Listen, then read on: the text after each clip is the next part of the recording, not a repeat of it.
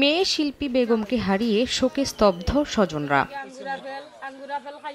4 বছর আগে শ্রীমঙ্গলের সবুজবাগ এলাকার শিল্পীর বিয়ে হয় কমলগঞ্জ উপজেলার বাঘমারা গ্রামের সফর আলীর সঙ্গে। বিয়ের পর থেকে বিভিন্ন ইস্যুতে তাদের মধ্যে ঝগড়া বিবাদ লেগেই থাকত। স্থানীয়ভাবে সালিশের মাধ্যমে তাদের আলাদা থাকতে বলা হয়।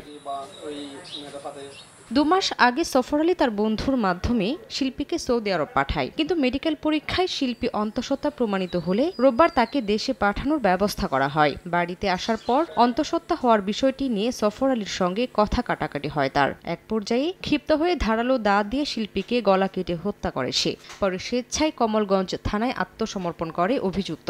তার বাপে দরজা লাগাইছে আর হে গরো আর ইয়া তার মা ধরছে সুফিয়া আর তার বইনগর আব্বিয়া আর দুলাল সফর আলী কদ্দুস। 7 জনের বিরুদ্ধে মামলার মাঝে দেখা গেছে যে একজন আসামি দিয়া তারা চালান করছে আর বাদ বাকি আসামি এখনো করছে না নাই কেন আমরা দেখছি না। পুলিশ বলছে হত্যাকাণ্ডে জড়িতদের বিরুদ্ধে ব্যবস্থা নেওয়া হবে। তদন্তের প্রেক্ষিতে যদি এর সাথে আরো কারো সম্পৃক্ততা পাওয়া যায় অবশ্যই তাকে আইনের আওতায় নিয়ে আসা হবে। নিহত শিল্পী বেগম ও সফর আলীর একটি ছেলে সন্তান রয়েছে। সময় সংবাদ, মৌলভীবাজার।